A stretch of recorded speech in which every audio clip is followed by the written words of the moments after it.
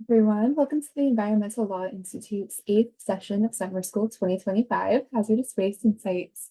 We're so delighted to see you here today. If you're not familiar with our Summer School series, it's a series that ELI holds annually, offering an introduction to the legal and policy foundations of environmental protection in the United States. The series is completely free and open to the public. And now I'm excited to hand things over to our moderator. Inga Caldwell is a member of the Environmental Department at Schotz in Hackensack, New Jersey. She represents clients from a wide range of industries on the environmental risks and liabilities in business transactions, real estate development, site remediation projects, enforcement defense, environmental litigation, and industrial and manufacturing operations. She also has experience representing clients in Superfund matters at sites across the country, including sediment mega sites.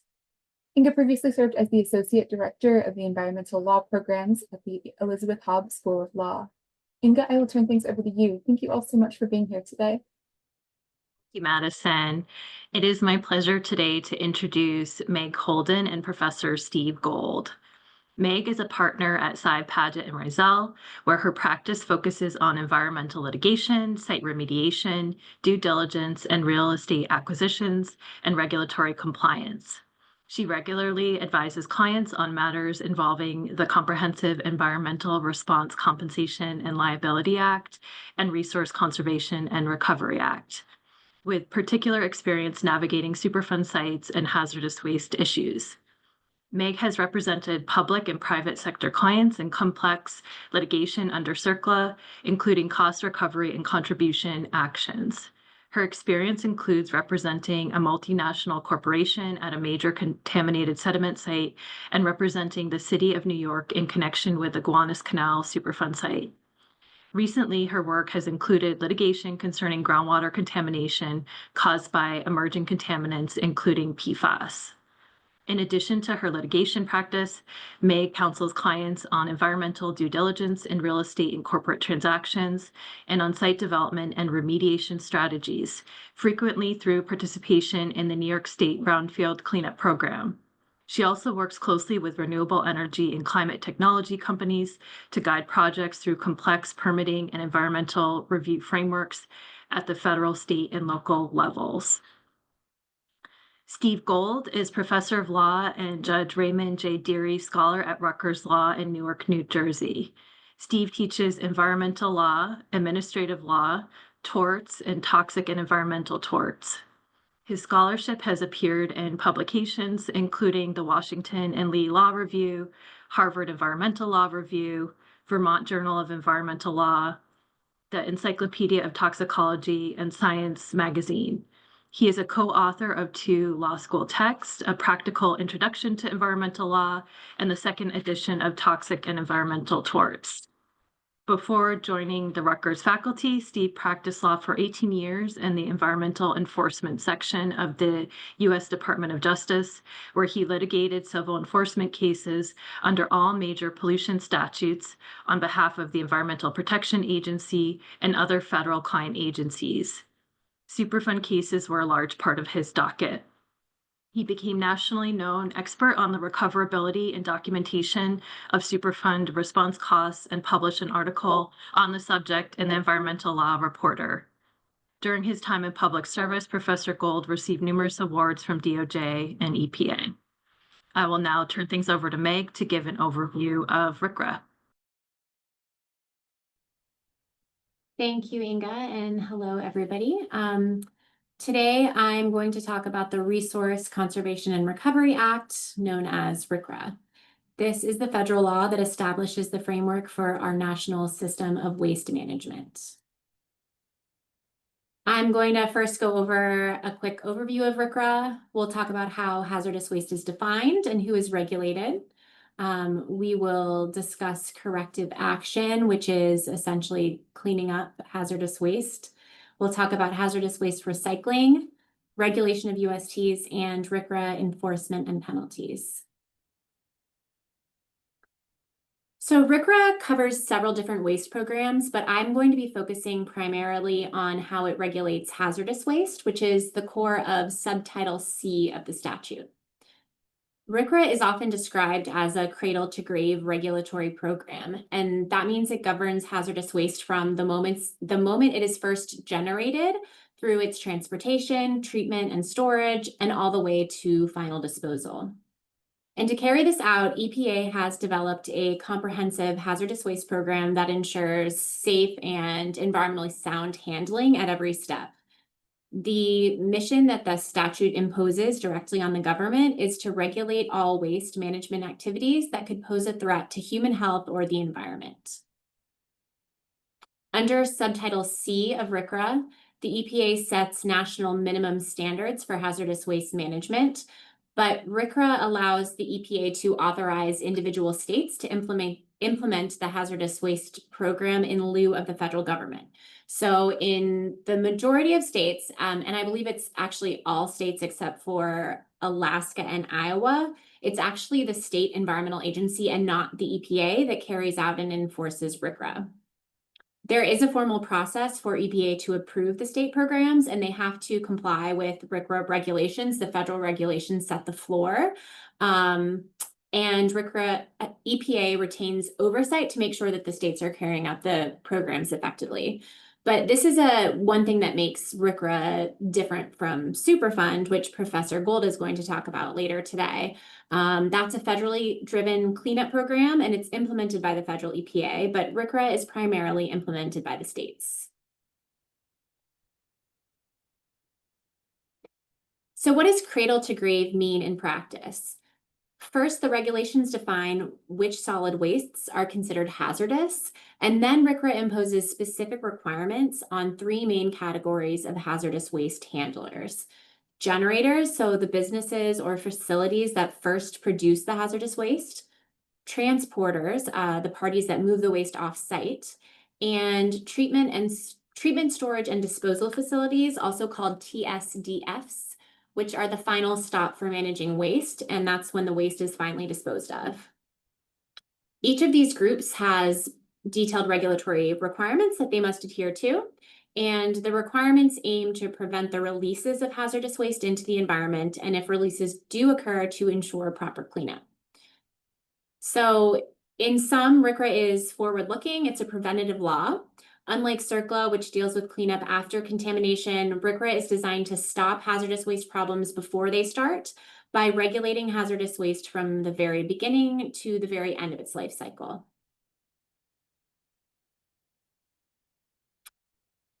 Now that we've covered the framework of RCRA, let's turn to a foundational question. What actually is hazardous waste? So the first thing to understand is that hazardous waste is a subset of what RCRA defines as solid waste. So before anything can be considered hazardous waste under RCRA, it has to first qualify as a solid waste.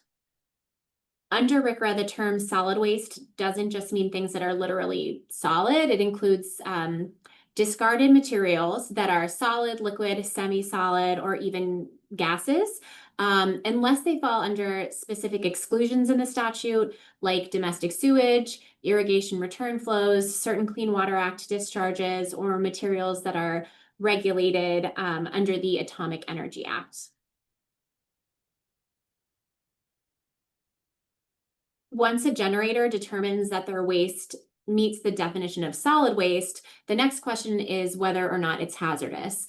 And there are two main ways that a solid waste can qualify as hazardous under RCRA. First, it can be specifically listed as hazardous, or second, it can exhibit one or more hazardous characteristics. So the first category, listed hazardous waste, is waste that EPA has placed on specific lists that are found in Subpart D of the RCRA regulations. These include wastes from common manufacturing and industrial processes, waste from specific sectors of industry and manufacturing, such as wood preservation, pesticides manufacturing, iron and steel production, petroleum refining, and also pure and commercial grade formulations of certain unused chemicals that are being disposed of. And it's literally what it sounds. There is a list in the regulations of hazardous waste. EPA also has in the regs a list of hazard codes that help classify and list these wastes. Specific chemicals or categories of chemicals can be listed as hazardous waste under RCRA, either by EPA initiating a rulemaking or by citizens filing a petition requesting that the agency do so. There are a few criteria that are listed here on the slide that EPA considers when determining whether or not in the first instance to list a hazardous waste as a listed hazardous waste. And just to flag, EPA uses these criteria when evaluating whether to list a waste in the first instance. The listing criteria aren't used by waste generators or handlers. Waste generators refer to the actual hazardous waste lists in the regs for hazardous waste identification purposes, but this is what the EPA considers. First is the waste is a toxic waste, so waste that typically contains toxic chemicals at levels that could pose a threat to human health and the environment if improperly managed. Second, does the waste contain such dangerous chemicals that it could pose a threat to human health and the environment even when it's properly managed? And that is considered acute hazardous waste. And also, listed hazardous waste typically exhibits one of the following 4 characteristics: ignitability, corrosivity, reactivity, or toxicity. Once a waste becomes a listed hazardous waste, it forever remains listed regardless of treatment. And the only way that a facility or a generator can remove a listed hazardous waste produced by that facility is through a special procedure known as delisting, which occurs very rarely and has a very high standard. The final thing I'd like to mention about listed hazardous wastes is the mixture rule, and that governs mixtures of hazardous waste and non-hazardous waste. So if a listed hazardous waste is mixed with any other solid waste, the entire mixture is classified as hazardous waste. And essentially, this regulation serves to remove the incentive to dilute hazardous waste and then allege that it's not actually hazardous. So I mentioned that there is also a second category of hazardous waste under RCRA, and that is what is known as characteristic hazardous waste. And it's based on not a waste appearing in the regulations, a listed waste, but it is based on whether a waste exhibits one or more hazardous characteristics as defined in subpart C of the regulations. And these characteristics are ignitability, corrosivity, reactivity, and toxicity. So ignitability, waste that can readily catch fire and sustain combustion. These include compressed gases, liquids, oxidizers. Corrosivity is wastes that can readily corrode or dissolve metal, flesh, etc. Reactivity are wastes that are unstable or capable of detonation or explosive reactions, or that react violently, can form explosive mixtures or generate toxic gases or fumes when mixed with water. And then toxicity is waste that can potentially leach toxic chemicals into groundwater when managed improperly. And in order to determine toxicity, EPA has developed a test called the T-CLIP, which is designated to simulate conditions in a landfill and see whether toxic chemicals might leach out into the environment. It essentially involves extracting the waste with a fluid that is meant to mimic what happens in the landfill, and then analyzing the extract for a list of toxic substances. So this slide is a flow chart that is on the EPA website, and it is a visual representation of the process that we just discussed. So in order to be regulated as a hazardous waste under RCRA, the material must be a solid waste. It must not be excluded from the definition of solid waste or hazardous waste. And then it either has to be listed or characteristic hazardous waste. And again, the characteristic hazardous waste, the characteristics are ignitability, corrosivity, reactivity, or toxicity. So now let's take a closer look at how hazardous waste is regulated throughout its life cycle, from generation all the way to the final disposal. So generators who create the hazardous waste, transporters who transport the hazardous waste, and disposal facilities, which are called treatment, storage, and disposal facilities, or TSDFs, are all subject to this regulatory regime. Once a waste is determined to be hazardous under RCRA, the first regulatory assessment is to determine what type of generator produced it. Generators are regulated based on how much hazardous waste they produce each month, and the largest quantity generators have the most stringent regulations. So here are the three main categories. They're listed here on this slide. There are very small quantity generators, small quantity generators, and large quantity generators. Easy to remember. Very small quantity generators generate 100 kilograms or less of non-acute hazardous waste per month, and 1 kilogram or less of acute hazardous waste. And as long as the generator remains in this very small quantity category, the party's hazardous wastes are really not subject to regulation. The party's exempt from the notification requirements of RCRA, and it really only has to comply with RCRA requirements regarding testing waste to determine if it's hazardous. Now, small quantity generators who produce more than 100 and less than 1,000 kilograms of hazardous waste per month are subject to more regulation, but they still have some relief compared to large generators. And then the last category is large quantity generators. They generate 1,000 kilograms or more per month, or over 1 kilogram of acute hazardous waste. And these facilities are heavily regulated, and they must follow detailed requirements on tracking, storage, reporting, and more. There are a series of requirements that apply to generators of hazardous waste. In addition to waste determination, generators of hazardous waste must use the hazardous waste manifest system, which is a tracking form that follows waste from the generator to its final destination. The manifest form describes the waste, includes the name of the destination facility, and the destination facility must be permitted to handle the specific type of waste. Now, there is a limited exemption for small quantity generators that generate less than 1,000 kilograms per month if the waste is sent for reclamation under a written agreement kept on file for 3 years. Before hazardous waste leaves a facility, generators must also follow strict regulations regarding packaging, labeling, and marking. And there are rules about how long hazardous waste can be stored on site, which is referred to as accumulation time limits, and it varies depending on the generator's status. And the rules are essentially designed to prevent improper storage or abandonment in place of hazardous waste. Generators also face robust record keeping and reporting requirements, which include copies of manifests, biennial reports if you're a large quantity generator, test results, waste analysis, and exception reports if the waste isn't delivered as intended.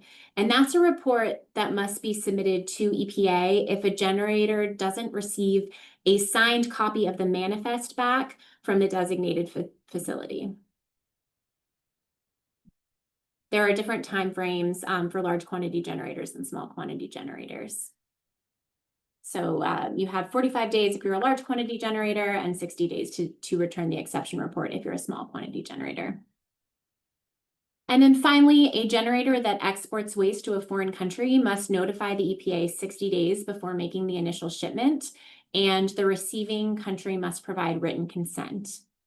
These export requirements are particularly relevant for generators handling electronics because they do tend to export waste, and there are significant penalties that can be associated. We will talk later about enforcement and penalties, but I do know of one electronics recycling company that was indicted by a grand jury for violating RCRA export requirements because it shipped electronics to Asia without submitting the proper notification to EPA or obtaining documentation or consent from the destination country. Next in the cradle to grave chain are transporters, and these are the parties that are responsible for moving hazardous waste from generators to the treatment, storage, or disposal facilities. Transporters are subject to both EPA regulations under RCRA and Department of Transportation or DOT regulations. And under RCRA, the hazardous waste transporters must obtain an EPA identification number. They have to comply with the manifest system, which again ensures the proper documentation of every waste shipment. They have to maintain records of their shipments in the manifests, and they do have to respond to discharges or spills of hazardous waste, including containment and cleanup, as well as making immediate notification to the authorities.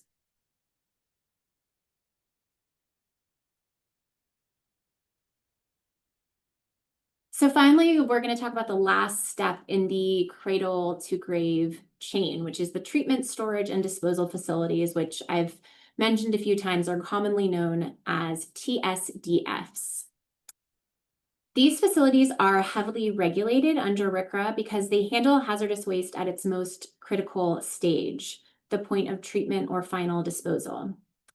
And RCRA's regulations distinguish between two general types of TSDFs.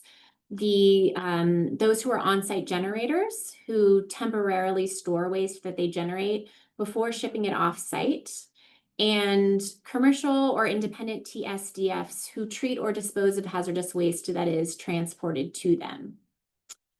Each group has different regulatory requirements based on their role and the duration of waste storage. On-site generators who temporarily store waste that they generate for less than 90 days may qualify for an exemption from the full TSDF permitting requirements, but only if they meet very specific conditions that are spelled out in the regulations. And if a generator exceeds the time limit or fails to comply with these standards, they're considered a storage facility and they have to obtain a TSDF permit, which is a really demanding process. My co-panelist here, Professor Gold, has had some experience in his former practice in which a recycling company kept hazardous waste in tanks for more than 90 days, which led to a TSDF status. So Steve, I'll turn it over to you to share your experience with that case now. Great, thanks, Meg.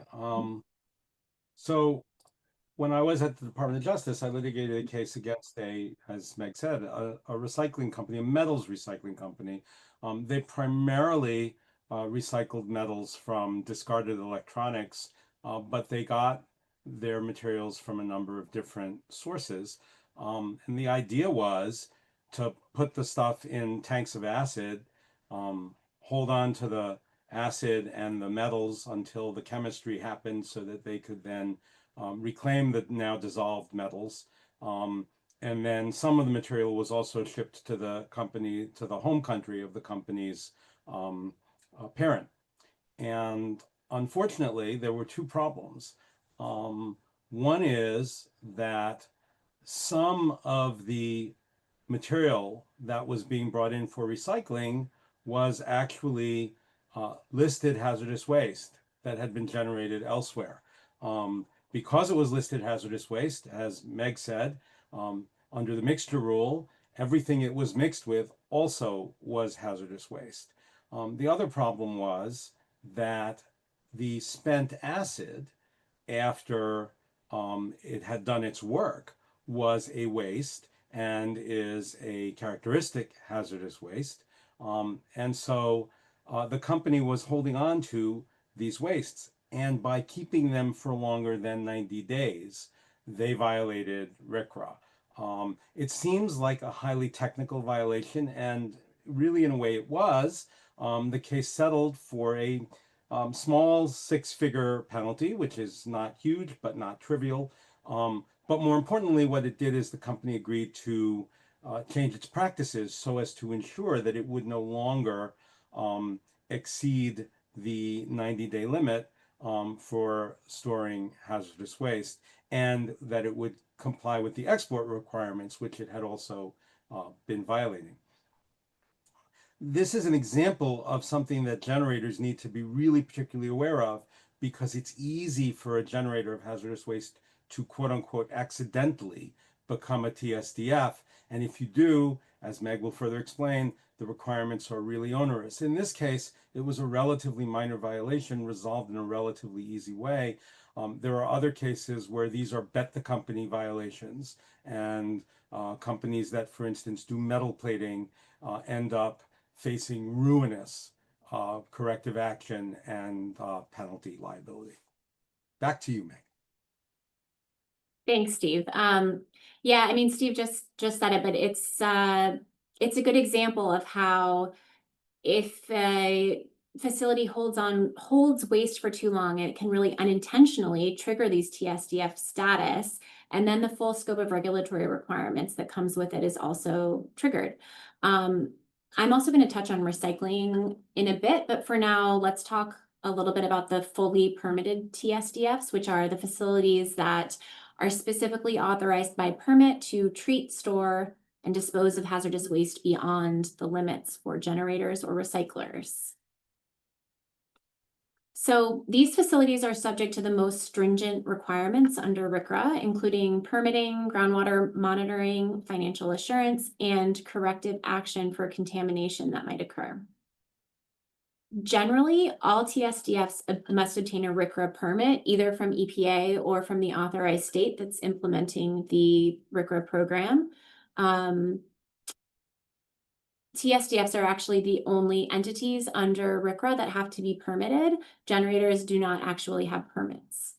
And there is an interim status. So if you are an owner or operator of a TSDF, you're permitted to operate during the pendency of an application for a permit for up to 12 months, so long as the facility is operated in accordance with all applicable regulations.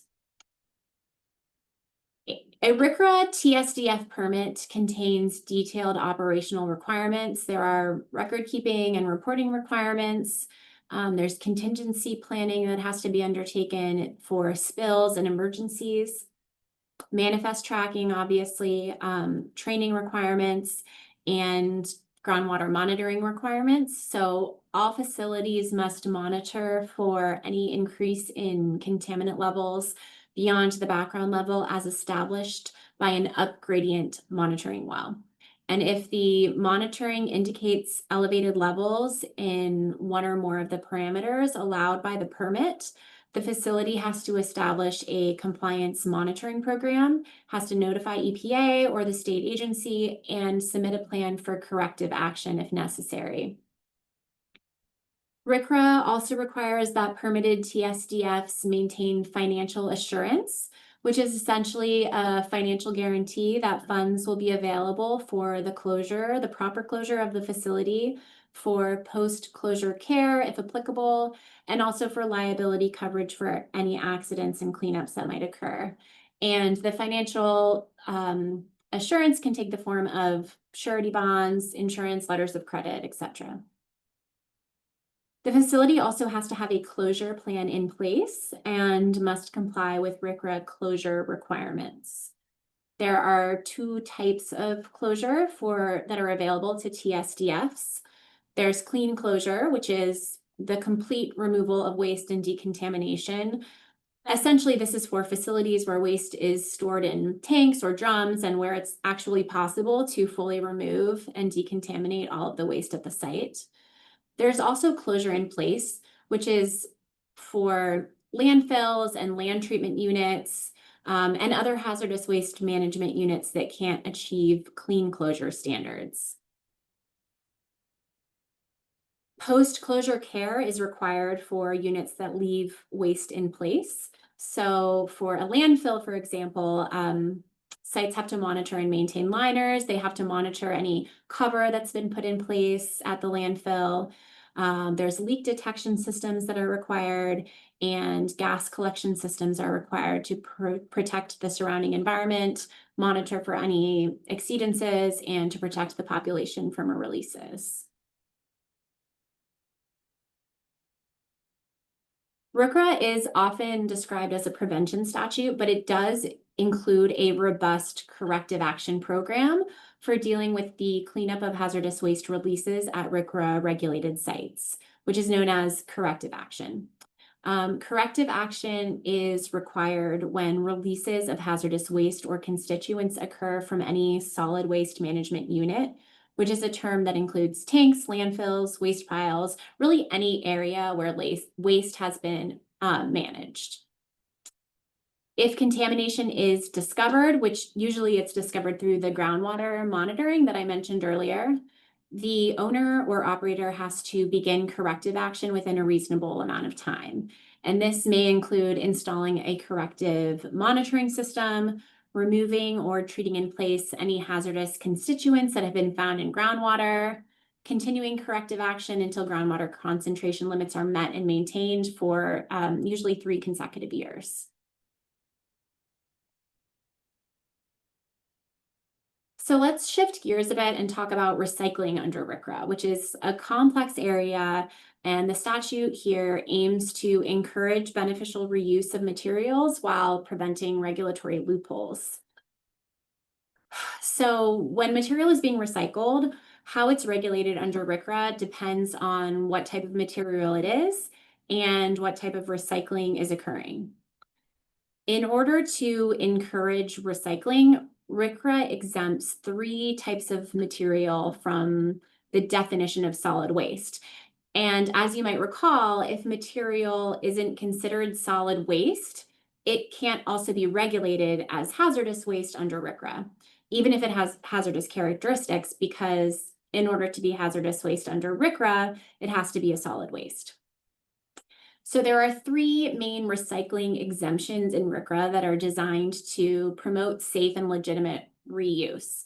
And they're listed here on the slide. So a material is not a solid waste under RCRA if it is used as an ingredient in a production process without first being reclaimed.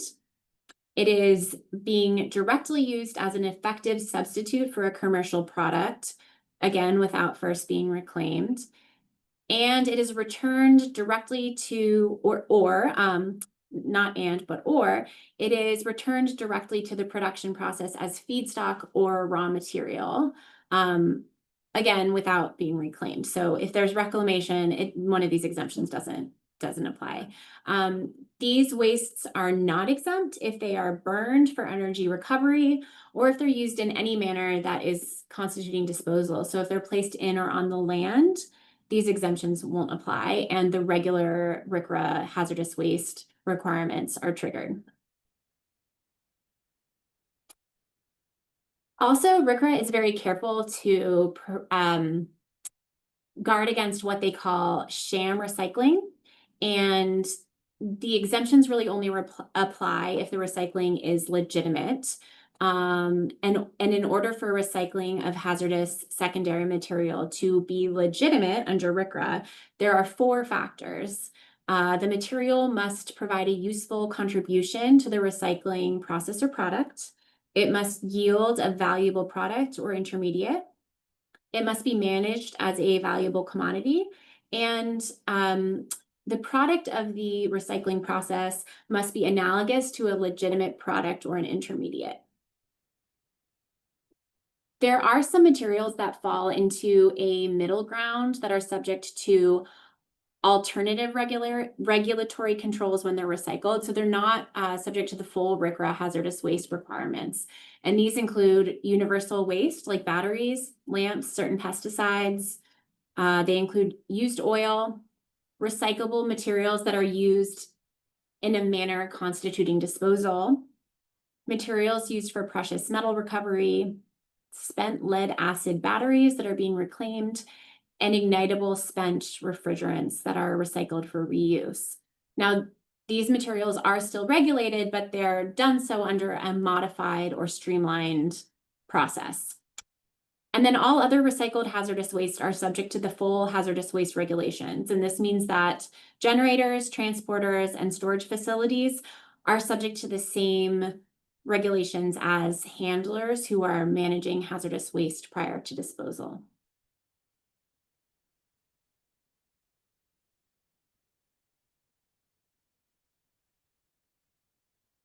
So I've really been focusing on subtitle C, hazardous waste, but I did also want to mention that RCRA also includes a dedicated program for the regulation of underground storage tanks or USTs, which are all over our country. That's where gas stations store fuel, is in these underground storage tanks.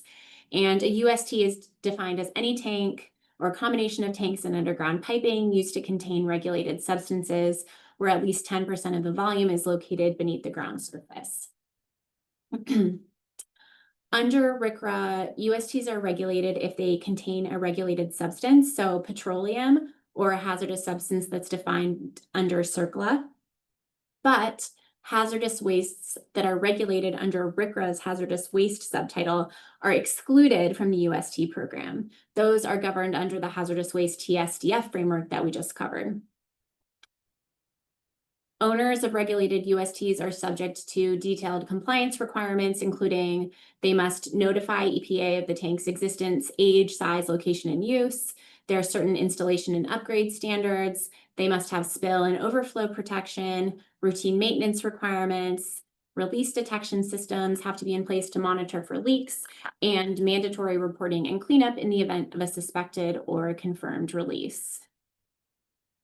As I mentioned earlier, RCRA is in almost every state, it is handled by the states. So when I say notification to EPA, it's actually notification to the state agency that's administering the RCRA program. All of these requirements are designed to reduce the risk of contamination of soil and groundwater, which is a common consequence of poorly managed or aging tanks.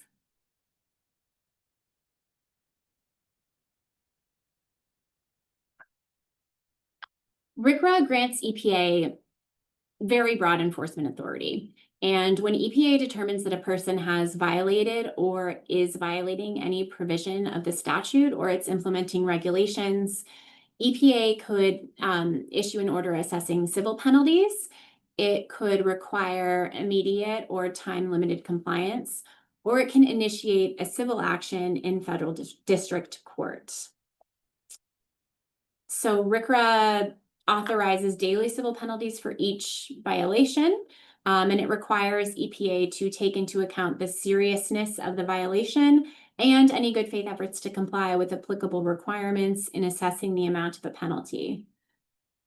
There are 4 basic factors that are typically used to calculate a RCRA penalty. The first is the gravity of the violation. The second is whether there were multiple violations or multi-day violations, so a violation that continued from day to day to day. The third is they do consider whether adjustments should be made for special circumstances. A new owner just came in and took over a facility, and that owner hadn't been involved with prior operations, for example, might be a special circumstance that they would consider. And the last is the economic benefit that the party derived from not complying. The penalties can be substantial. They can be as high as $124,426 per day of noncompliance per violation, and there are typically multiple violations at a site. Historically, EPA has imposed civil penalties through either administrative proceedings or federal court litigation. But, a little current event in environmental law, last year in June 2024, the Supreme Court's ruling in SEC versus Jarkissi may limit or remove that discretion. So in that case, the court held that a defendant facing civil penalties before the SEC, the Securities and Exchange Commission, was entitled to a jury trial in federal court. And the holding was that because civil penalties are in the nature of an action at common law, they trigger the 7th Amendment's right to trial by jury. So the court's ruling only addressed the SEC, but the principles underlying its decision may apply to other federal agencies, including EPA, that impose civil penalties. So that means that RCRA enforcement may eventually require more civil penalty actions to be brought in federal court with juries instead of through the more traditional administrative hearings. So that brings me to the end of my RCRA overview. I see that there are some questions that have been dropped into the Q&A, and after Professor Gold gives his presentation on CERCLA, we are going to have an opportunity for a moderated Q&A. I will try to get to as many questions as I can, but if not, please do feel free to reach out to me. Here's my contact information. Happy to answer any questions. and share any experiences that I have. And thank you for your attention. I am going to turn it over now to Professor Steve Gold, who will provide you with an overview of CERCLA. Thank you so much, Megan. Thank you for doing such a marvelous job explaining an incredibly complicated statute in miraculously few slides. A miracle which I am not going to replicate for those of you in the audience. One might ask, why do we need CERCLA? Since we had RCRA, we were supposed to be taking care of hazardous waste by regulation.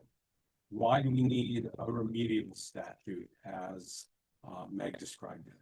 There were many impeti for CERCLA, but if I had to give a two-word answer, the answer is Love Canal. Love Canal was a neighborhood in Niagara Falls, New York. You can see an aerial view of it here. The canal is that big empty space on the main diagonal. The canal was begun in the 19th century by a man named William Love, who planned to use it to provide hydropower for some industrial development. But eventually, the neighborhood known as Love Canal was purchased by the Niagara Falls Board of Education, which built a school, which you see in the upper left of the picture, and sold off much of the rest of the property for development into a residential subdivision. Unfortunately, in between, the site was owned by the Hooker Chemical Company, and what was under it was this, and lots more than what you can see in the picture. Drums and drums and drums of hazardous waste that slowly rotted under the ground, releasing their contents to the soil and the groundwater. And in 1978, those toxic contents began to appear in people's homes, in people's basements. They cried out for help, and particularly they asked for the federal government's help. And it became a major political issue, because when the federal government looked around and said, well, how can we help here?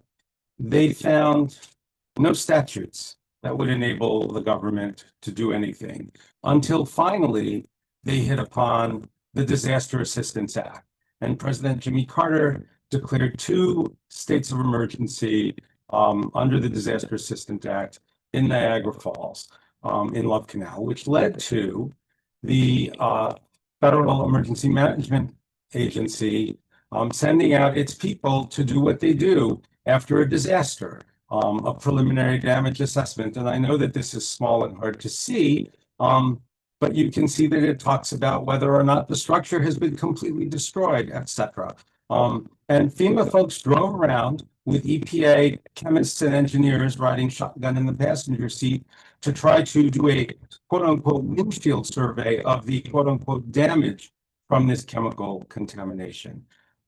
It was a very poor fit, although it did enable the government to do things like relocate the residents, pay for relocating the residents, and installing a tidal drain to drain the wastewater, the contaminated wastewater, away from the houses. But this episode exposed a real gap in the federal statutory system for dealing with contaminated sites. And that led in 1980, after the 1980 election in the lame duck session of Congress, to the enactment of CERCLA, the Comprehensive Environmental Response, Compensation, and Liability Act, which most people know as the Superfund Law.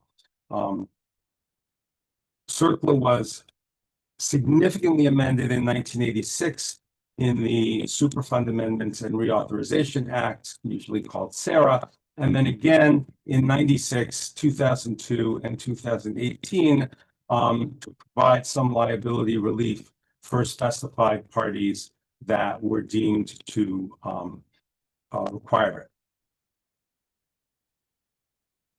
The law has 2 fundamental purposes.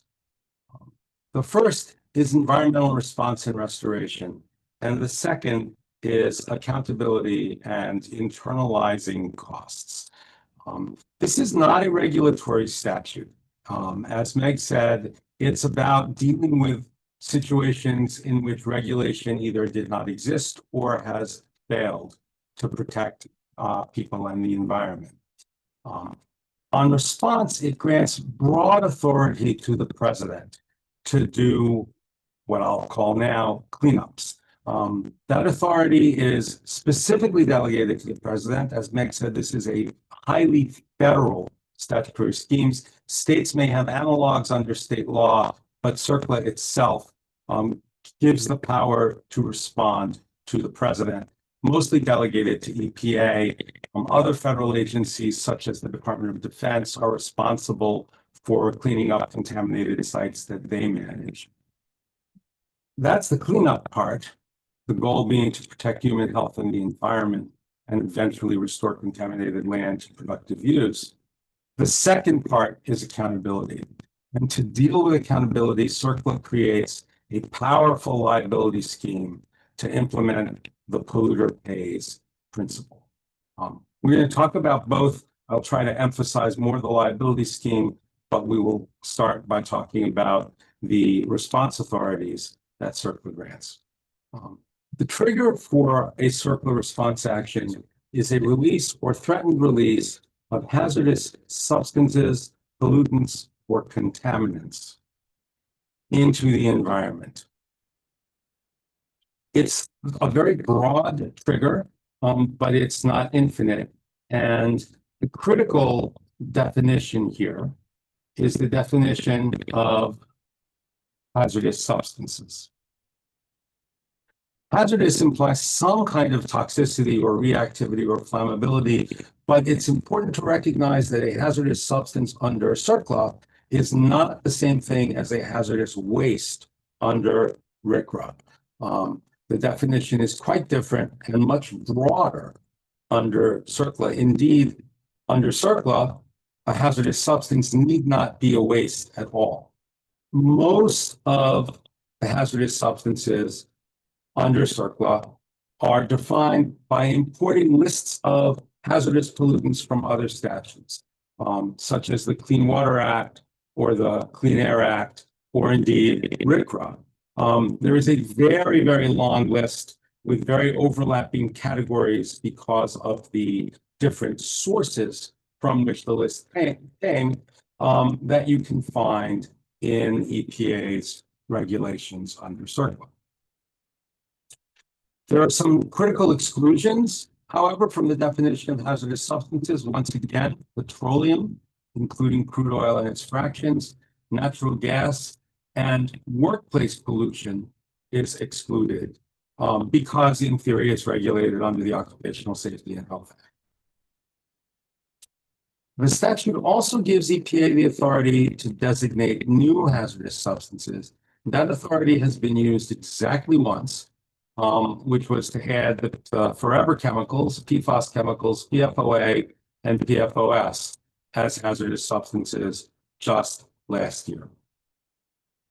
Pollutants or contaminants are defined functionally in the statute, but I'm not going to stress them because the liability provisions are triggered by the presence or the release of hazardous substances rather than pollutants or contaminants. So the response trigger is a little bit broader than the liability trigger.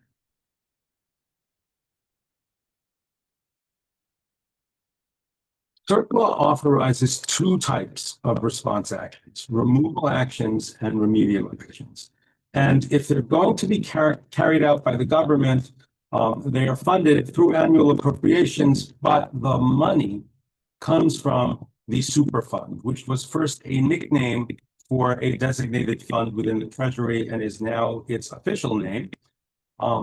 It was originally funded by a tax on certain chemicals and petroleum products. The tax eventually lapsed, and it was finally reauthorized only during the Biden administration. But it is once again being collected to replenish the Superfund and make money available for cleanups. Removal actions are defined as the cleanup or removal of released hazardous substances, which is not a very useful definition. It also includes monitoring and various types of studies. The key thing to understand about removal actions is that they're supposed to be relatively short-term and relatively less expensive. There are dollar and time limits on them in the statute. However, they may be waived. And so there have been some very large and very lengthy removal actions. The prototypical removal action that you probably think about in your head is somebody finds a stockpile of abandoned drums someplace and they have to be dealt with right away. Removals include emergency situations, but removal actions are not always emergencies or even time critical. They really can be relatively longer, but they are distinct from remedial action. And in practice, EPA defines removal actions more or less by default. If it's something that the statute authorizes EPA to do, but it's not what a remedial action is, then it must be a removal action. Remedial actions are defined as actions consistent with permanent remedy taken instead of or in addition to removal actions. These are usually relatively long-term, relatively expensive, and quote-unquote permanent. Removal actions tend to be large-scale construction projects. The statute requires long-term monitoring of a remedial action if hazardous substances are left on site, as they usually are. And choosing a remedial action is subject to elaborate procedural requirements that do not exist for removal actions, including opportunities for public and state involvement and a series of complex rules about how EPA is to determine how clean is clean enough to say that the remedial action has achieved its goals. States are required to contribute financially to remedial actions in their state undertaken by the federal government. That's what's authorized.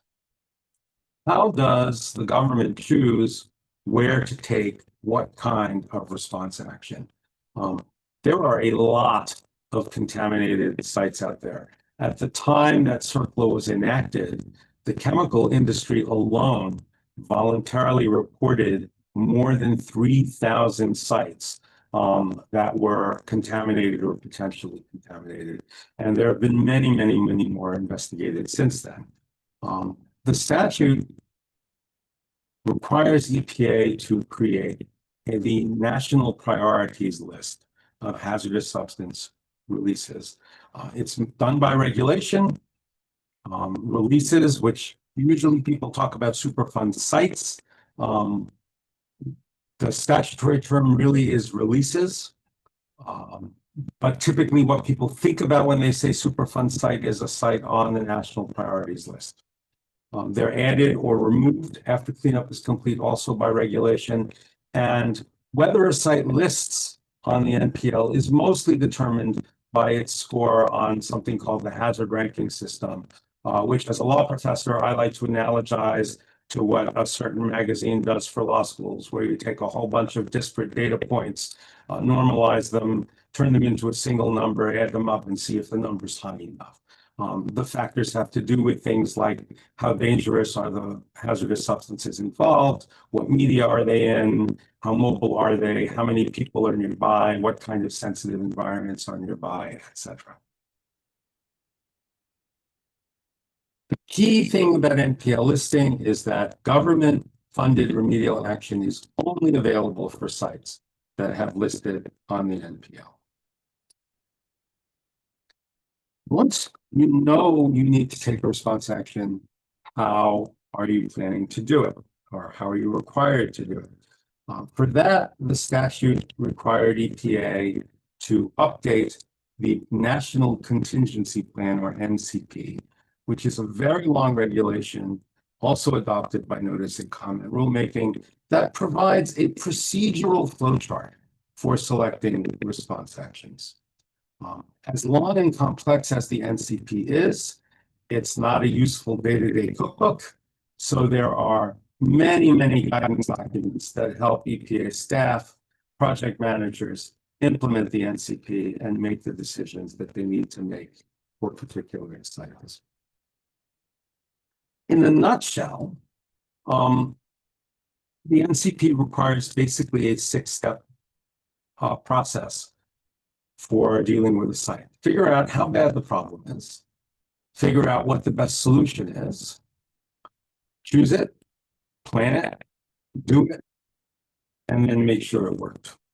The next 2 slides depict that process graphically, first for removal actions and then for remedial actions. And you'll notice that for a removal action, some of the steps are kind of shortcut. But to figure out how bad a site is, in the first instance, EPA performs what's called a preliminary assessment and site inspection, or PASI. CERCLA is as much acronym soup as any other environmental statute.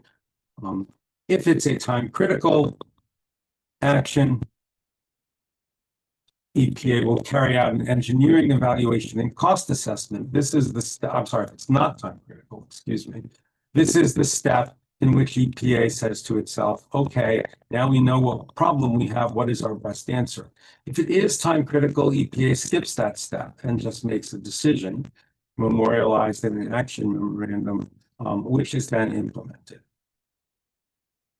For a remedial action, the process is substantially more complex. Again, EPA will start with a PASI because you don't know that a remedial action is needed or justified when you first learn about a site. But if the site ranks, then it will typically be added to the national priorities list. And then to figure out both how bad the problem is and what the best thing to do about it is, EPA usually performs a combined study called a remedial investigation and feasibility study, or RIFS. The RIFS will usually recommend a remedial alternative, which EPA then typically proposes in a proposed plan. The proposed plan is subject to public comment, and after considering the public comment, EPA formally chooses its remedial action in a document called a Record of Decision, or ROD. Once that's chosen, the remedy is designed, the remedy is implemented. Remedial action is the process of constructing that remedy. When that's finished, if necessary, there's an operation and maintenance phase that can go on a long time. For example, if a groundwater treatment plant is built as part of the remedy, it may have to be run for 30 years or more. And if hazardous substances are left on site, the statute requires EPA to review the remedy every 5 years to make sure it is still protective of human health and the environment. Sometimes, after remedy selection and or implementation, EPA realizes that changes are needed, in which case, depending on how fundamental the change is, EPA will either publish an explanation of significant differences, or will say, you know what, we need to amend the Record of Decision in a formal way. And if that's the choice, then we go right back, to the proposed plan and repeat the steps from there on.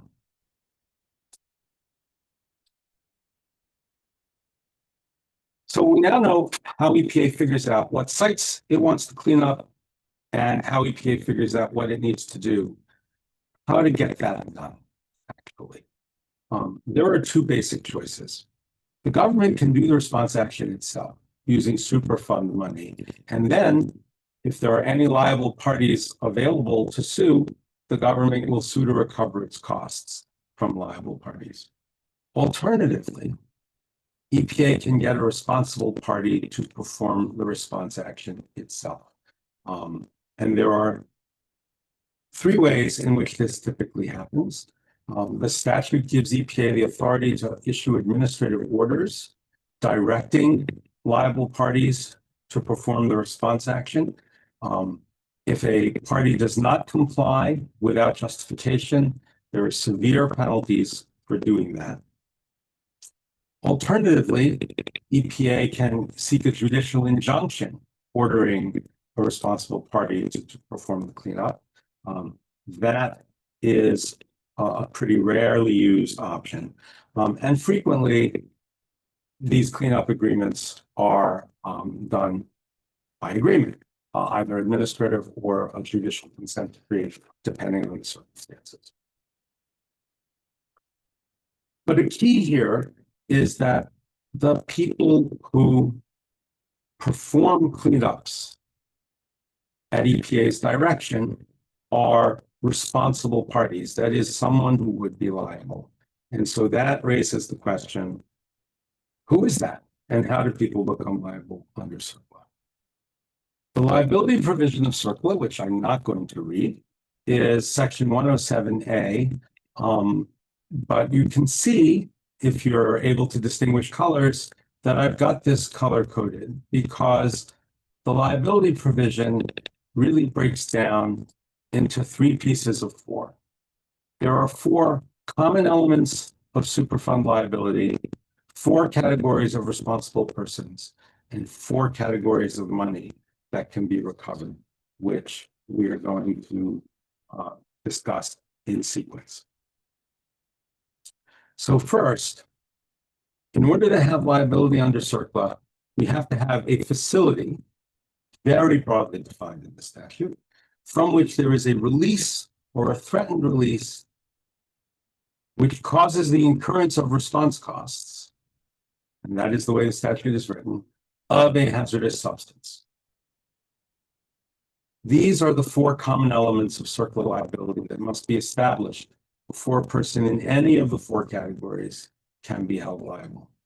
If we have a facility with a release or threatened release of hazardous substances that causes the incurrence of response costs, then we ask, is our defendant in any of these 4 categories, each of which we will discuss. But there are 4 categories of responsible persons under CERCLA. Oftentimes, you'll hear people talk about PRPs, which stands for potentially responsible parties, because after all, until a party has been adjudicated liable, their responsibility is only potential. But a liable party really should be, as described in the statute, thought of as a responsible person. And if we have the common elements and the defendant in one of those 4 categories, there are 4 types of money that that person is liable for. And again, I'm not reading them because we will go over them. So to recap, if we have a facility where there's a release or threatened release which causes the incurrence of response costs, and that release is of a hazardous substance, and the defendant, who is in one of the section 107A statuses, and the plaintiff incurred at least one listed category of costs or damages, then we have a liable party. And as I say, we'll talk about all of those in a little bit more detail, but now I'd like to invite Meg to give a little practical tale of how this all works. Thanks, Steve. So as Steve mentioned earlier in his presentation, last year, July 2024, PFAS were listed as a hazardous substance under CERCLA section 102A. And before this designation, EPA could really only respond to releases of PFOS and PFOA under CERCLA if they presented an imminent and substantial endangerment to public health or the environment. And that's because they were classified as pollutants or contaminants under CERCLA, which is a much broader designation. But with the designation of PFAS as hazardous substances under CERCLA, the imminent and substantial endangerment showing is no longer required, and EPA has extensive authority to investigate and remediate the sites contaminated with PFOS and PFOA through the process that Steve just described. And they can use a wide range of tools. They can order actions and recover response costs from the PRPs, potentially responsible parties. And the CERCLA designation also authorizes government and private parties to recover cleanup costs related to the removal of contaminated soil, water, other affected resources. And it enables federal, state, and tribal trustees of natural resources to pursue damages for injuries to natural resources that are caused by PFAS contamination. As I'm sure many of you know, PFAS are a major focus in environmental law right now due to their persistence in the environment. And there is a significant body of litigation that has formed around PFAS, particularly related to the use of aqueous film forming foam, or AFFF, which has been used for decades in firefighting and other fire training operations. There's currently a massive multi-district litigation that I'm involved with, which is underway in the U.S. District Court for the District of South Carolina. It consolidates, there's thousands of cases that are consolidated in that multi-district litigation, and they involve allegations that AFFF use has caused widespread PFAS contamination of soil, groundwater, and drinking water supplies across the United States. And defendants are manufacturers of AFFF and the chemicals that are components of AFFF, as well as federal contractors and site operators. And the reason I'm sharing this now is because since the July 2024 CERCLA designation, many of the plaintiffs in that AFFF MDL have amended their complaints to assert claims under CERCLA, often naming the United States as a defendant, given the Department of Defense's historical use of AFFF at military bases. So in this litigation, they're frequently styled as contribution claims under 113F. They're generally brought by private or municipal defendants who themselves face CERCLA liability. And the rationale is that the Department of Defense used and directed the use of AFFF at numerous federal facilities, and so they should be responsible for taking some of that CERCLA liability. There have also been contribution claims asserted against downstream users of PFAS containing material, not just the manufacturers and the U.S. government. And there are 107A cost recovery claims that have been asserted by parties who aren't liable under CERCLA at all, which allow for the full recovery of cleanup costs and don't require equitable apportionment.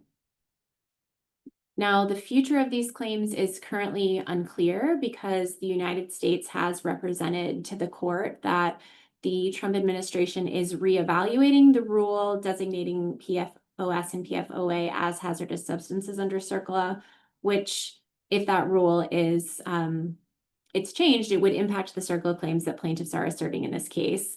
And so the U.S. government, their position in the AFFF MDL is that we shouldn't proceed on those claims at this time because we don't know what's going to happen. But it is an example of how when the definition of hazardous substances under CERCLA changes, which doesn't really happen that often, it can open the door for a whole new group of potentially responsible parties and a whole new set of contribution claims and cost recovery claims. Super, thanks, Meg. And it's definitely true. And one of the issues in the listing of PFOA and PFOS as hazardous substances was the concern of people that they would suddenly become liable parties because something that was on their property was now a hazardous substance. So with that, let's go back into what makes people liable under CERCLA. Because the CERCLA liability scheme was really something unprecedented in the United States. At the beginning, there were a lot of big questions about how it would work. What if the allegedly liable person did not violate the law and was not negligent by standards of a reasonable person at the time that they created the conditions that later led to the release of hazardous substances? What if that happened before the statute's enactment, as was typical when the statute was enacted? What causal connection is required between the liability trigger and the response action that EPA took? Or do we need traditional causation in fact? What happens if there are multiple liable parties? What defenses can be asserted to this new liability? These questions were tested in a lot of court opinions early on. One from the Fourth Circuit that was important was United States against Monsanto, and the answers were remarkable. Liability under CERCLA is strict, no fault is required. It's retroactive, extending back into at least, there have been many cases involving manufactured gas plants going back to the 19th century. There's no threshold minimum quantity of hazardous substance that has to be involved, so long as there's a response action. Causation in the traditional sense need not be proven. So for instance, if somebody is bringing a toxic tort action alleging that a hazardous substance made them sick, they have to prove which defendant's hazardous substance did that. If EPA cleans up a site and wants its response costs back, it does not have to prove that it cleaned up any particular defendant's hazardous substance, as long as that defendant is liable under the terms of 107. It's subject only to very difficult statutory defenses, which we will talk about. And typically, it's joint and several. So every defendant can be on the hook for the entire recovery. An extraordinary liability scheme, quite different from anything that came before it. The common elements we've talked about, I won't belabor them, except to say that they are generally not a real issue in litigation. The only one that might be is the which causes incurrence of response costs, and courts have held that that requirement is minimal and very easily satisfied. Where the action usually is about whether the defendants fit into one of these four categories of responsible persons, which we will discuss one at a time. Starting with section 107A1, the owner and operator of a facility is a responsible person. Usually this is called the current owner operator, but it's understood to be as of the time of the discovery of the release, or perhaps at the time of the complaint filing. If it were anything else, somebody could just sell the property, perhaps to a brand new shell corporation, and they wouldn't be liable under 107A1 anymore. It would be meaningless. The word "and" here has been held to be both disjunctive and conjunctive, so that a party need not be both the owner and operator. If there are two separate defendants who do that, they're both liable. And at the same time, of course, if one party does both of those roles, then that party is liable. Section 107A2 makes liable the person who owned or operated the facility at the time of the disposal of hazardous substances, usually called the past owner operator, but really better understood as the owner or operator at the time of disposal. Here the word "or" is clearly disjunctive, but it has also been held to apply conjunctively, so that if one person is both the owner and operator, that person is still liable. But who is an owner and who is an operator? First, owner. CERCLA's definition of an owner is completely circular, not very helpful. The title holder obviously is an owner. Some tenants in possession may be owners, people under triple net leases who have enough of the bundles of rights that come with ownership have been held to be owners under CERCLA. But what about the mortgage holder, especially in title theory states, especially in someone who forecloses on the mortgage? CERCLA protects lenders who do not participate in the management of the facility from liability. Also protects governments that acquire contaminated property by a cheat. And through a complex defense, protects innocent landowners who had nothing to do with the contamination. If they acquired the land after the hazardous substances were placed there, if they didn't know and had no reason to know that the hazardous substances were there, and if they exercised due care. CERCLA also protects from liability owners of land that is contaminated by hazardous substances spreading from adjacent property. Who's an operator? An operator can be the human being who does the stuff that creates the contamination, even if the owner of a facility is a corporate entity. The harder question is, when is a corporate entity liable for operating a facility? And the United States Supreme Court in the United States against Best Foods said that what makes a company an operator is participating in pollution-related decisions about the facility. This is obviously important for parent corporations and shareholders. The court said there are two ways for a shareholder to be liable. Both of them are difficult. Direct liability involves being involved in those pollution-related decisions, and in a way that the court described as, quote, eccentric compared to normal corporate norms.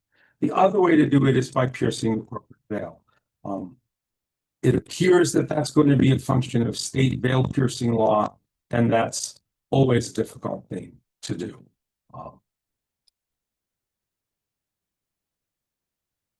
Brings us to the third category of liable party, arrangers, often called generators because of the analogy to RCRA, but that's not strictly speaking accurate. Somebody can arrange for the disposal of hazardous substances that they themselves did not generate. It's a long and complicated provision.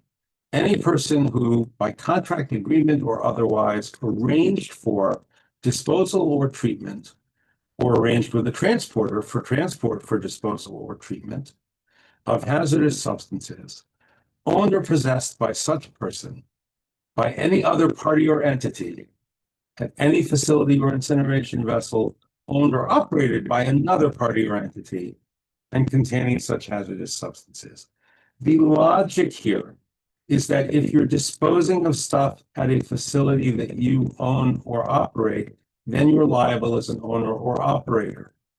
But if you are getting rid of your hazardous substances somewhere else, then you are liable as an arranger. There are some issues about arranger liability. Oftentimes it's very easy to prove. Company hires a trucking company to take their stuff to a dump. But disposal in the statute is very broadly defined, borrowing the definition from RCRA, to include, among other things, the discharge, spilling, or leaking of hazardous substances. And so that raises the question, what does it mean to arrange for disposal? Hypothetically, Company X sells sodium hypochlorite or drain cleaner to consumers. They know that this material will be put in the environment. It's designed to go down the drain. They know that some of it will be discarded. Not some consumers will have leftover parts of it that they throw away. Did X company arrange for the disposal of a hazardous substance? And what if it didn't actually know that some of the chemical would be discarded and put in the environment? In the early years of CERCLA, the government took very aggressive positions, arguing that various kinds of transactions that would inevitably result in the disposal of hazardous substances were arrangements for disposal. That was typically because there were no other solvent potential defendants. The issue reached the United States Supreme Court in 2009 in a case called Burlington Northern, in which the Shell Oil Company sold pesticides to an agricultural firm called Brown and Bryant, knowing that the way that the pesticides were delivered would lead to spills, and knowing that B&B was a careless company, to the point where Shell built into its pricing a loss of the material while it was being transferred from the railroad cars that was transported in to the company receiving it. Did Shell arrange for disposal of this material? The majority, focusing on the word arranged, held that the intent of the alleged arranger matters and requires a fact-intensive inquiry, making it much harder, although not impossible, to hold non-traditional arrangers liable. In the interest of time, I'm speeding through these a little bit. I want to leave time for questions. Another problem with arrangers for disposal is that hazardous substances move, but the definition of disposal seems to encompass that. Leaking, for example, does not require necessarily a human action. When hazardous substances move after they've been originally placed in the environment, is that a liability creating disposal? Matters a great deal for arrangers, also matters a great deal for owners and operators of facilities. Most circuit courts have said no. The approaches have varied. Here's a set of citations. But it's important to remember that movement by human agency can still be disposal even without intent. For example, not if you're arranging for disposal, that requires intent. The Supreme Court told us that. But if you're an owner of a site and you move contaminated dirt, that movement can result in a new disposal of the contaminated dirt. Transporters are the last category of liable person. They were made liable because it was a common pattern in, say, the 1970s for companies getting rid of hazardous substances to hand it off to a trucker, and the trucker would then dispose of it in the most convenient place. The nearest landfill, the cheapest landfill, the nearest roadside ditch. So the statute, to be comprehensive, makes transporters liable, provided they select the disposal facility. There are 4 categories. So once we have the common elements, and we have a liable party, there are 4 categories of monies for which somebody can be liable. Government response costs, other people's response costs, damages for injury to natural resources, and health assessment related costs. Government response costs. The statute says the government can recover all costs of removal or remedial action incurred, not inconsistent with the National Contingency Plan. This has been interpreted as a very broad grant of recovery. It includes both direct costs and overhead costs. It is not limited to reasonable costs because the statute says all costs. The government does have to prove the amount it spends. Has to prove that the money was in fact spent on a response action. There's a famous episode in which a contractor was charging the government for 900 calls to sex lines. Those costs were not recoverable. The money has to actually have been spent.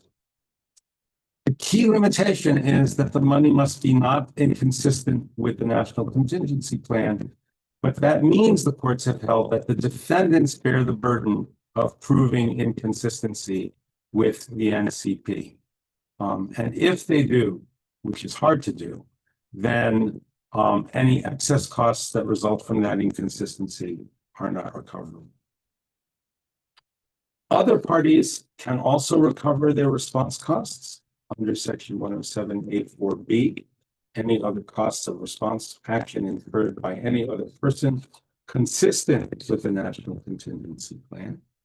And the key point here is that for costs incurred by people other than the government,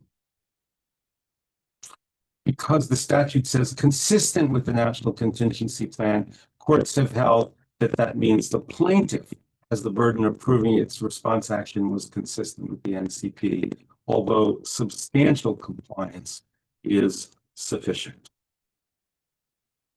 The third category of recoverable money is what's commonly known as natural resource damages.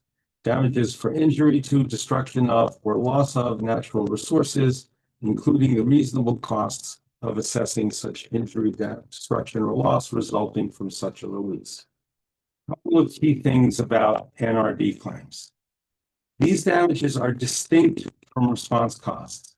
They are for the harm to the environment, to natural resources specifically, that are not fixed by the cleanup. Stuff that was lost or damaged in between the initial pollution and the cleanup. Stuff that remains in an impaired state after the cleanup, including both market and non-market values. These are damages, not cost recovery, so they have to be proven.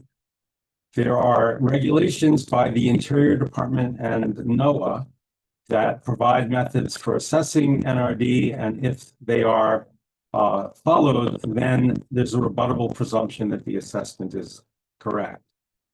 Natural resources refers to common trust resources like wildlife, air, water, and wetlands. And therefore, this claim belongs to sovereigns. Private parties cannot bring claims for natural resource damages. There's a reasonable limitation on the costs of assessing, which includes both assessing the biological and physical damage and the economic value thereof. And there is a stronger causation requirement for NRD claims than for cost recovery.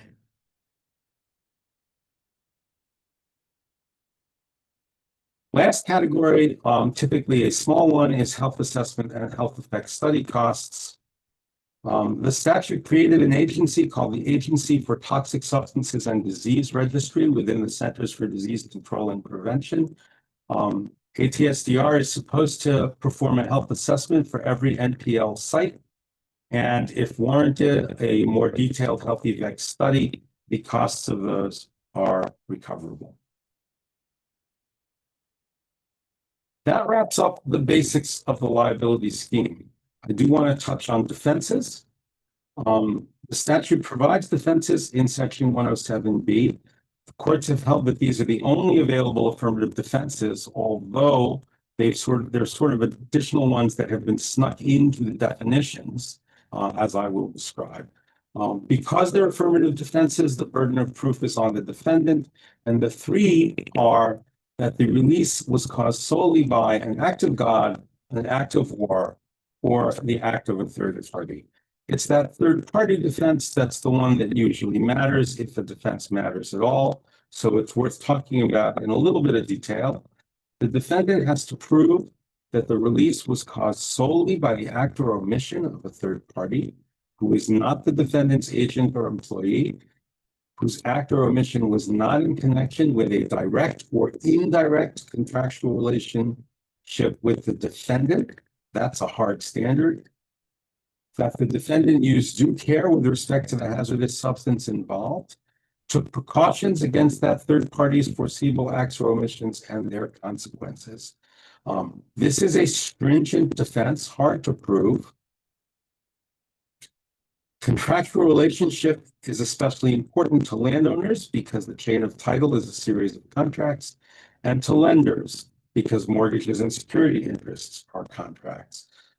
That is why the definitions to CERCLA were amended on multiple occasions to protect people who can be classified as, quote, innocent landowners and people who are lenders. Finally, the problem of multiple liable parties, joint and several liability each. CERCLA doesn't say whether liability is joint and several or not. The leading case was decided in 1983. The district judge borrowed principles from the second restatement of torts. The Supreme Court approved and applied that opinion even after the third restatement of torts had been published. So here's how the test works. We ask, how many harms are there at this Superfund site? If there's more than one, we determine liability separately for each. Is the harm indivisible? That is, not, quote, theoretically capable of apportionment. Is there a way to divide this up? If there's not, then we have joint and several liability.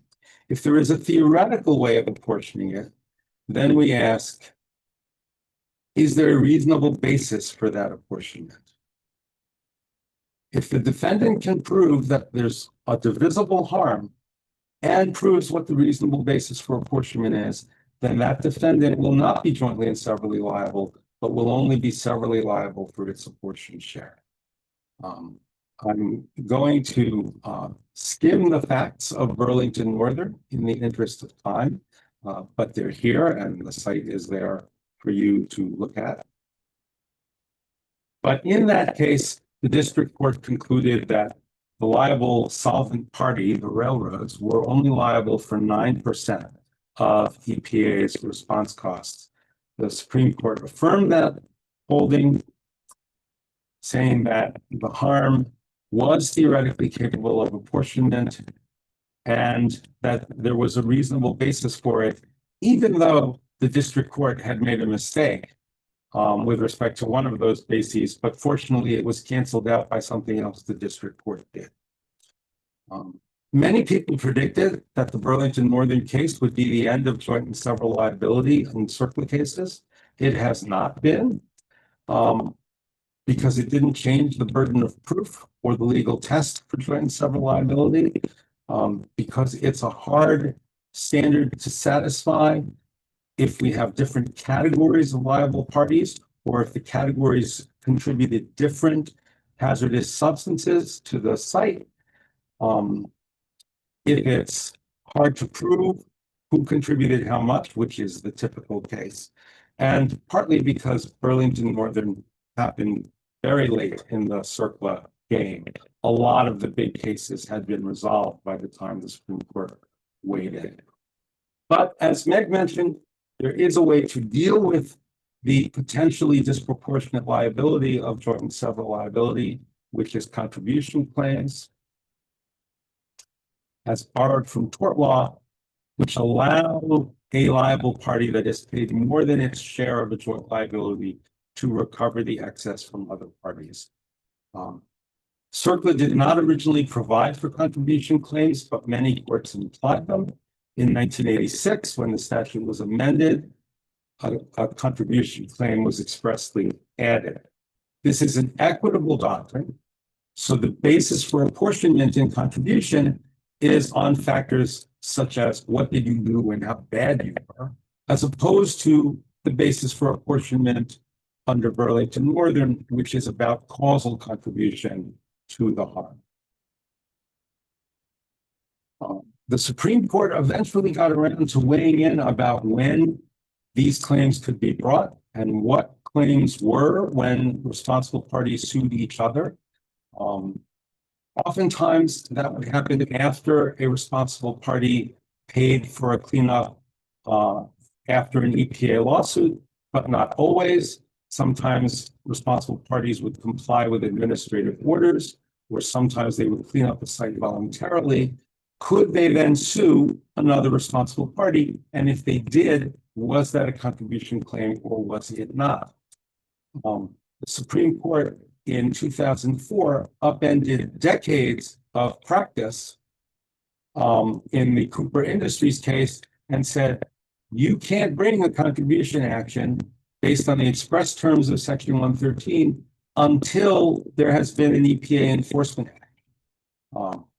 That caused havoc for a lot of responsible parties until the Supreme Court got around in 2007 to saying, but it's okay, because if you can't bring a contribution action, you can bring a cost recovery action, even though you're liable, which until then, the understanding had been that you couldn't. And that undramatic ending point is the end of my presentation. I'm happy to have your questions either now or by contacting me afterwards. Thank you so much. Appreciate your attention.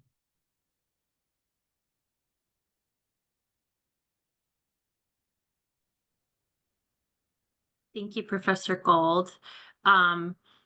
So I thought I would start off with a question that we received in the chat on the intersection of RCRA and CERCLA.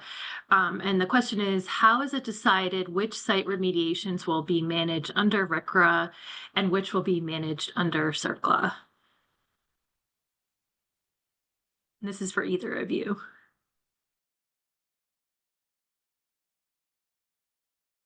Meg, would you like me to take a shot at that? Oh, you're unmuted. Go ahead. I realized I was muted. Yeah, I think for cleanups are typically addressed under CERCLA. RCRA, there is corrective action under RCRA, but that occurs or is triggered if there is a release from a TSDF. There's not generally a cleanup process under RCRA unless there is a release from one of the facilities that's managing hazardous waste. Let me just add to that sometimes the available assets are a material consideration. I handled the site involving an asbestos manufacturer. There were numerous RCRA violations at the site, all kinds of lousy storage and disposal of hazardous waste. The government could have gotten some civil penalties from that company, but there was no way that company could clean up its site. No one else was liable for it. It was cleaned up as a Superfund site and is now a shopping mall. I have represented a client that is cleaning up a site under RCRA, under a corrective action permit, and implemented by the state. And it's an interesting process that is different from the CERCLA cleanup process. And there are, annual inspections and financial viability requirements and all of that. But in general, as Meg and Steve said, when we're talking about these types of cleanups, we're talking about listed sites that are cleaned up under CERCLA. One question or group of questions we received relate to the CERCLA petroleum exclusion and how this came about, why petroleum is excluded from the definition of hazardous substances under CERCLA, and is there a way when there are additives to petroleum, does it then fall back under the definition of a hazardous substance?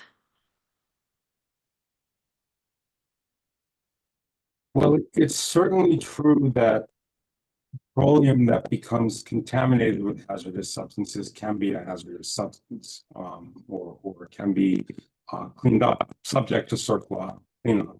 The classic example there is used motor oil, right? That's a can of brand new motor oil spilled on the ground is not a release of a CERCLA hazardous substance. A can of motor oil that's just come out of your drain pan, which is full of metals from your engine, is a disposal of a CERCLA hazardous substance. And petroleum that's like mixed with non-petroleum hazardous substances like solvents, or if there are additives in gasoline like lead, for example, that may still be subject to CERCLA as well.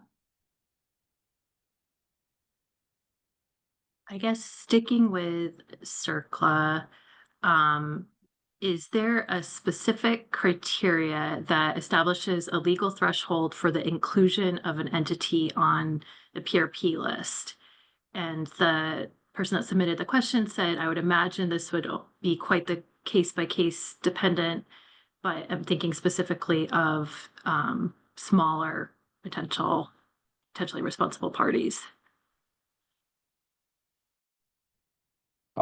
I think that's really a matter of discretion, because the statutory standards are as stated, right? So in theory, somebody who arranged for disposal, well, I want to be careful here because there is a de micromis exception that's been added to the statute. So very, very small contributors of hazardous substances to a release are not liable. But beyond that, if, for instance, the question is not about the quantity of hazardous substances, but about let's say, the size of the business, I think it's really a matter of judgment and discretion, unless I'm forgetting something. Yeah, I think that's one of the things that is difficult sometimes for clients to understand with CERCLA, that really, if you have one molecule of a hazardous substance and there's a nexus to a Superfund site, then you're oftentimes stuck until you can prove otherwise. And so it really is a statute that is hard on some of the, if you're talking about the de minimis, the smaller potentially responsible parties.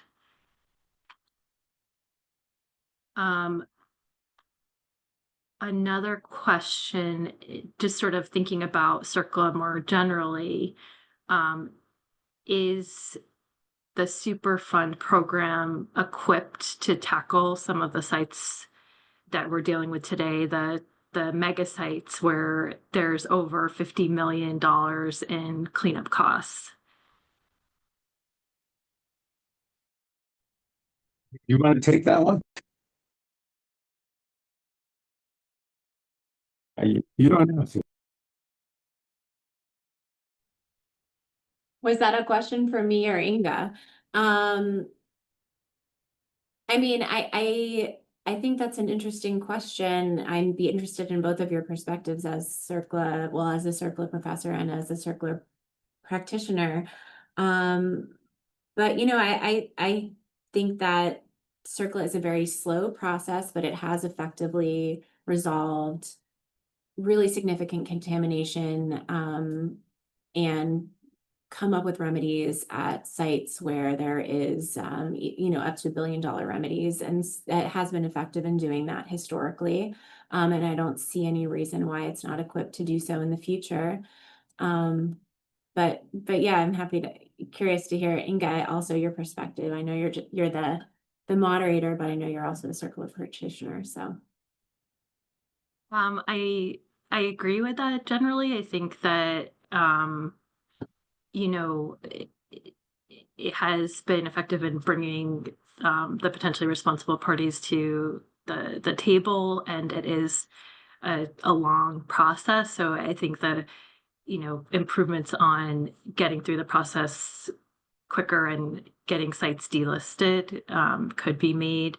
I think one thing that I'm seeing in my practice is where groups of potentially responsible parties would like to use what's called adaptive management in the CERCLA process. And by that, its nature, it comes from the scientific principles of, testing things out and seeing what works in some of the bigger sites like sediment mega sites where we don't really know if we're removing, let's say, a layer of sediment, how that's going to impact the rest of the environment. And it's a little bit trickier to fit that into the structure that Professor Gold went through of the Superfund process. And so it's because the law is, has various milestones that we have to meet, and getting government buy-in is tricky because they have to operate within the confines of the Superfund statute. Professor Gold, I don't know if you have any other thoughts there. I think both of you have more recent experience with the program. Certainly, I litigated some very big dollar value, very complex sites. I worked in the eastern part of the country, so I never saw the giant mining sites out west, which I think are a categorically different type of site. But I think historically, what you both said is right. EPA has been slow but effective. Really, resources, I think, will determine a lot of what comes in the future, although if there are solvent responsible parties, their resources can be leveraged. So we have a couple of questions about PFAS. And one of the questions is, if a state DOT encounters PFOA or PFOS in groundwater during a construction project, could it pursue reimbursement or cleanup from the PRP if identifiable? And then do you recommend tracking the associated costs for possible recovery at a later date? Yeah, so if a state DOT or really any party encounters PFOA or PFOS in groundwater, then they absolutely could pursue potential cost recovery from potentially responsible parties under CERCLA or similar state laws. So yes, I would recommend tracking associated costs and keeping everything well documented, because you may be able to recover those costs from potentially responsible parties later. And as I mentioned, the status of PFOA and PFOS as a hazardous substance under CERCLA is being reconsidered, but as of now, the potential for cost recovery and enforcement is continuing to increase, and we are seeing more and more claims because as of now, it is a hazardous substance under CERCLA. And then a related question is, have CERCLA claims been brought by public water, I guess POTWs, public water supplies, or mainly in the personal injury lawsuit? They've been brought by the public water systems as well. So yeah, there are CERCLA claims in both the public water systems cases and property damage and personal injury cases. Professor Gold, you mentioned on your slide on section 107 costs that arbitrary and capricious is the level of proof for the potentially responsible parties.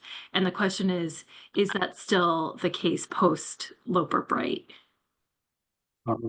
Thanks. With the caveat that no one can actually know the answer to a question like that, I think I would have to say yes, it is still the case for two reasons. One is Loper-Bright is about whether or not the courts give deference to statutory interpretations by an agency, and the question of whether a cleanup was consistent with the National Contingency Plan is not a matter of statutory interpretation. But the second reason, and more important one, is that CERCLA specifically provides for arbitrary and capricious as the standard of review for that question. So I think it would be hard pressed for a textualist court to say otherwise. Okay, we have about 10 minutes left, so I'm going to shift to some of the questions focused on RCRA. So one of the categories of questions we received are about identifying the generator. So are there any common issues or concerns, Meg, when it comes to identifying a generator? And related to that, when does the generator status change if they, for example, have a single large waste disposal month, but then they go back to their business as usual where it's lower? Yeah, so that's a really good question, and it goes to an important component of RCRA. So generator status is determined month by month based on how much hazardous waste is generated. So if a facility normally qualifies as a small quantity generator or a very small quantity generator, but in 1 month it produces 1,000 kilograms or more of hazardous waste, it does become a large quantity generator for that month, and it has to comply with all the large quantity generator requirements. So for example, if a generator is a large quantity generator in any month of the year, it has to complete a biennial report for all the waste that's generated in that year, and not just the waste that's generated in the months that it was a large quantity generator. That's one of the requirements of an LQG, is a biennial report. But there is a distinction here, which is that EPA allows for what's called episodic generation. So if the large waste event is a one-time event or like an infrequent event, the facility can actually maintain its typical status as long as it follows the episodic generation rules that are set forth in the regs. And I believe they have to notify EPA and follow, there's a couple of different requirements for episodic generation that are set forth in the regulations. I don't know them off the top of my head. But a facility is allowed one episodic event per year, and you can actually apply to EPA for or to the state that's administering RCRA for a second episodic event, and your generator status does not change from a small quantity to a large quantity for just these episodic events if you follow those regulations. Thank you. That's very helpful. We also received some questions about the circular economy. And so One is, what options do companies have to reuse hazardous waste as part of a circular economy or to supply materials to other industries? Yeah, and I also got a question about this via email before the presentation, so I put a little bit of thought into this. So the idea of a circular economy is very appealing, I think, to many industries. And RCRA does provide pathways for the beneficial reuse of hazardous secondary materials, so long as you are careful to follow the regulations carefully, because it can get a little bit technical.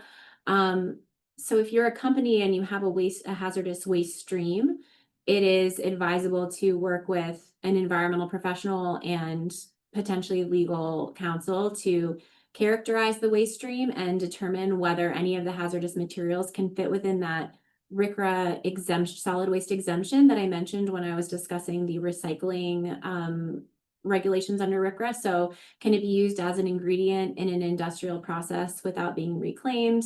Can it be used as an effective substitute for a commercial product? Can it be returned directly to the original process without being reclaimed? And if the material, if the byproduct, or if the product qualifies under one of these exclusions, it's no longer a hazardous waste, it can be reused and transferred, aka like put back into the circular economy without triggering RCRA Subtitle C requirements. So if you have an environmental consultant or some other consultant analyzing your waste stream, and you know whether one of your wastes can be utilized, then, or it falls within one of these exemptions, then you as a company can seek out market opportunities for reuse, which turns your potential liability into a potential resource. But it's highly specific. It's very dependent on your specific waste stream and whether those 3 exemptions can be met. I have a question, sort of forward thinking, like the one about CERCLA. Is the current regulatory framework under RCRA sufficient to manage emerging waste streams? So we hear a lot about, for example, lithium batteries as with the increase of electric vehicles being used. And I don't know if you've had any experience with that or given any thought to that. Yeah, that's a good question. I don't know. I think I heard something, and maybe one of you knows more about it. Something about the development of an exception for battery storage, looking towards the solar industry, so that, to adapt RCRA to the solar industry and the fact that we have a lot more battery waste than before. But I can't recall what the details are. I haven't worked on that specific issue or dealt with that in my practice. There are, as I mentioned when I was talking about the recycling, there are a number of categories under RCRA where they're not fully subject to all of the hazardous substance requirements, but they're not considered a recycled substance, that are not subject at all to RCRA. And things like batteries do fall into that category. But I can't recall. I'd have to look into that more, because I don't know what the current status is with how RCRA is adapting to the energy transition or anything like that. Inga, I don't know if you're nodding, so I don't know if that rings a bell to you. I think you're exactly right that at one point EPA was starting to look into proposing a rule that would cover like solar waste and lithium batteries and treat them as like a new category of universal waste, but I think that may have stalled out at this point in time. That's not surprising, that it was likely an initiative of the prior administration, which was focused on promoting renewables. But it's a good question. I would think that the statute has the capacity to deal with this. The question is whether the will is there, and whether the rulemaking process is too sclerotic to deal with it. Yeah, that's a great sort of way to frame or contextualize the answer that I gave, which is that it's available in the statute, but whether EPA is going to do something about it is a different question, and it may depend on political will or other will. Shifting back to CERCLA as we wrap up, there's a question of whether Professor Gold can speak on the interaction of CERCLA and bankruptcy. And I know this could be its own course, right? But any thoughts on that? Now I'm stretching back into my memory. Bankruptcy and CERCLA are very common cohabitants. It is very, very typical for the government to interpose CERCLA claims in bankruptcies and as proofs of claim. If memory serves, the Supreme Court of Atlantic has held that cleanup claims for one's own property are administrative expenses and not unsecured claims. But there is, I think, a real problem with liable entities being able to evade liability through the bankruptcy process that, inherently creates the tension between the desire of the bankruptcy code to give companies a fresh start and the desire of CERCLA to make the polluter pay. I don't know, that's kind of a fuzzy answer, but that's the best I can do at the moment. One of you have a thought? I'm frantically trying to answer someone's Rutgers question in the chat, I have to confess. Given that we have 1 minute left. I think that was a good summary, and I'm sure any of us would be happy to opine further on CERCLA and bankruptcy after this. Just any final remarks that either of you would like to make?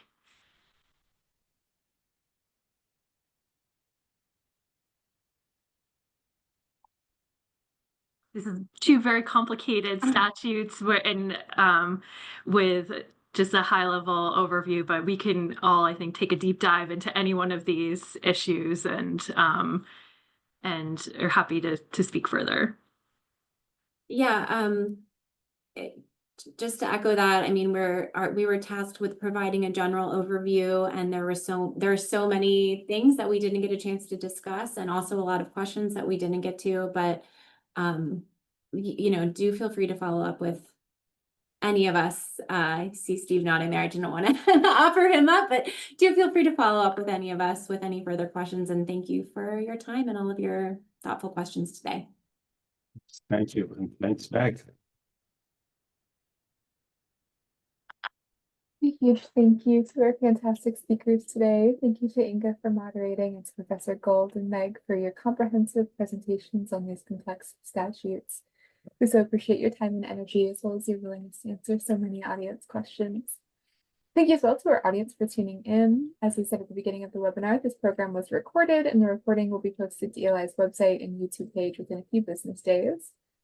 We'll see you next week for our final session of summer school, which will be a special new session this year on disaster and mitigation law. You can find out more information about summer school, including the registration link for next week and the links to all recordings of our past sessions at eli.org. We've also dropped the link to that in the chat. And lastly, programs like these are made possible with the support of ELI members. ELI membership is free for students. Members can attend exclusive member webinars, and they also have access to our entire webinar archive, along with many other benefits. If you are not already a member, we encourage you to visit eli.org to join. Thank you all so much once again, and we hope you have a wonderful day.